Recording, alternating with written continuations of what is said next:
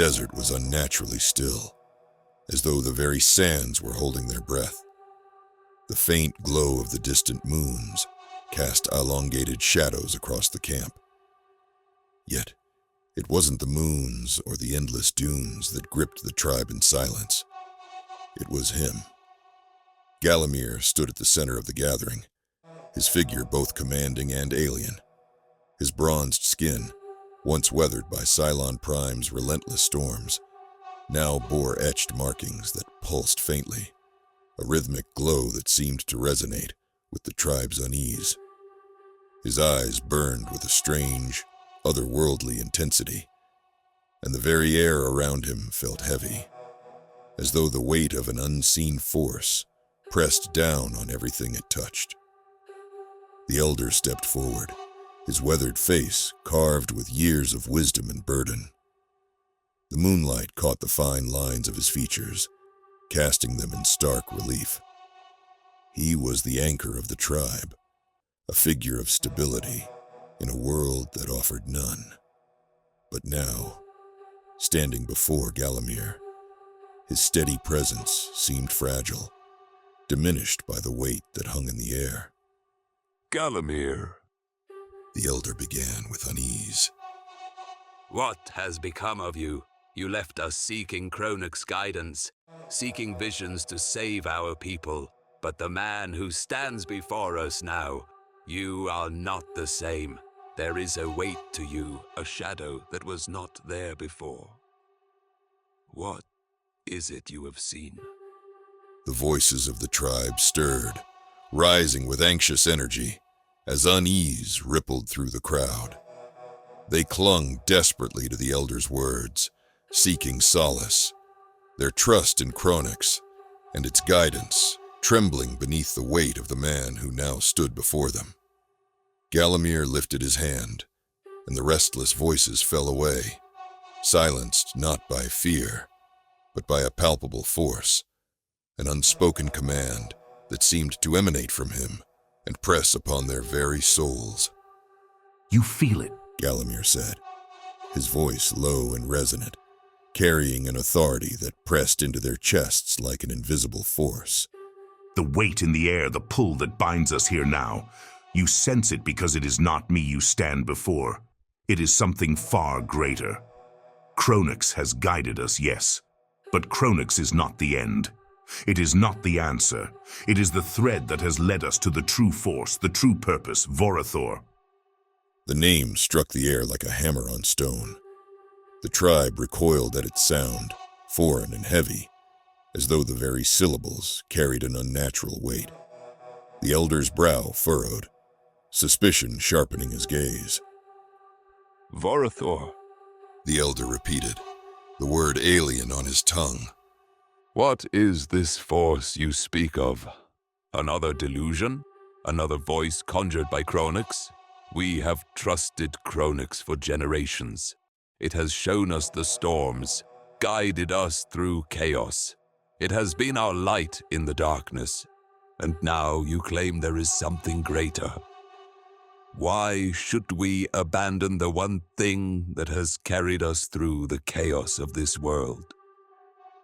Galamir stepped closer, his movements slow and deliberate. The sands beneath his feet seemed to shift unnaturally, drawn toward him by an invisible force. The faint glow of his markings pulsed brighter, casting a shadow across the gathering. You speak of guidance, Galamir said, his voice deepening, layered with an almost imperceptible second tone, as though another presence spoke through him. But where has it truly led us? Cronux shows us fragments, broken whispers of a future we cannot grasp. It keeps us alive, yes, but only to wander these sands in endless circles, clinging to visions we cannot control. Cronux is not the answer, it is the question, and Vorathor is the answer. The weight in his voice was unbearable, pressing down on the tribe like a physical force. Several members fell to their knees, their breaths stolen by the unseen gravity that seemed to emanate from Galamir. The elder staggered, but remained standing. though his resolve was visibly faltering. And what does this Vorathor demand of us? The elder asked, his voice trembling but still defiant. What price does it ask for this truth you claim to have found?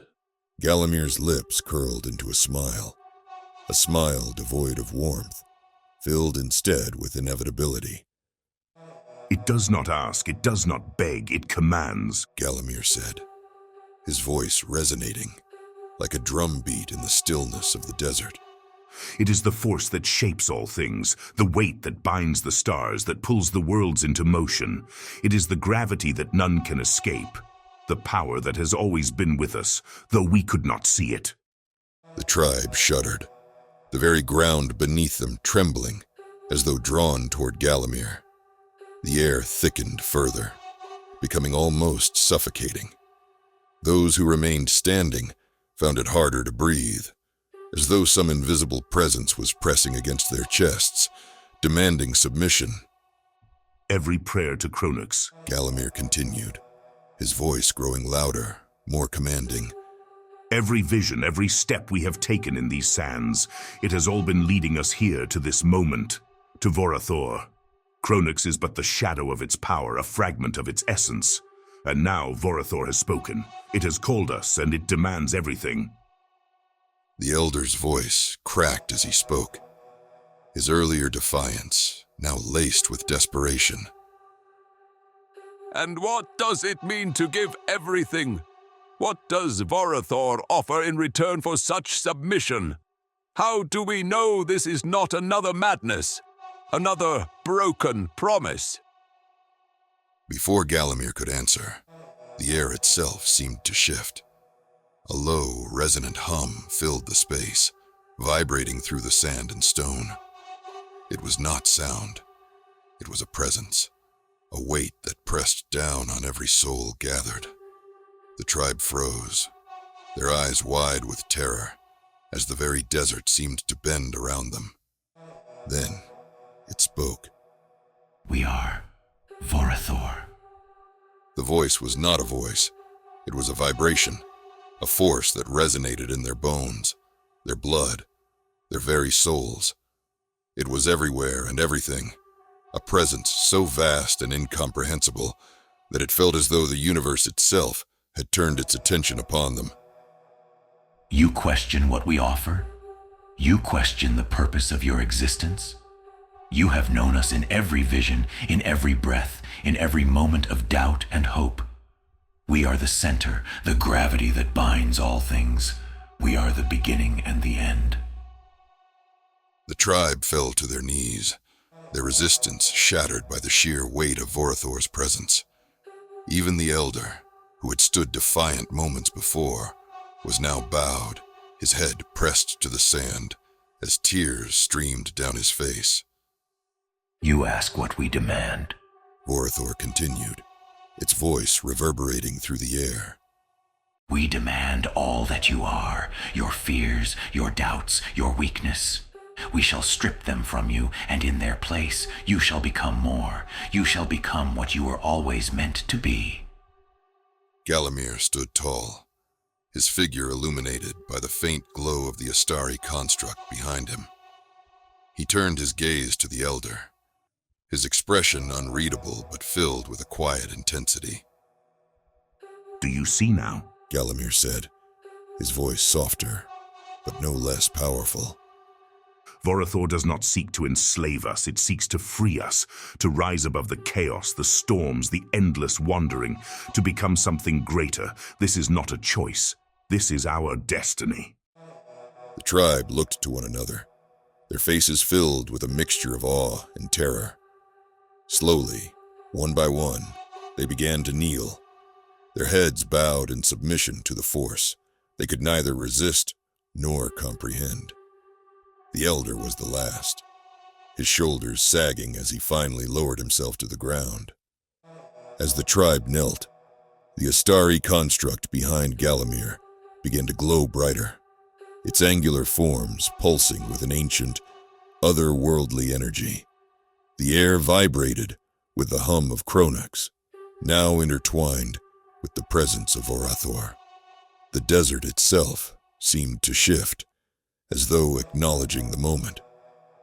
Galamir raised his hands, his voice carrying across the gathering like a herald of inevitability. Through Vorathor we will rise, through Vorathor we will endure. This is not the end, it is the beginning. The Astari construct flared with light, casting the tribe in a turquoise glow as the sands around them seemed to swirl, drawn toward the center of gravity that now bound them all. Above them, the sky seemed to darken, the stars themselves dimming as if bowing to the force that had claimed them.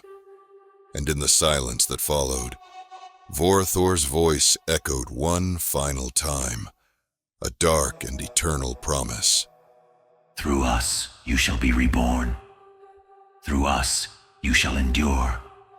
Through us you shall become.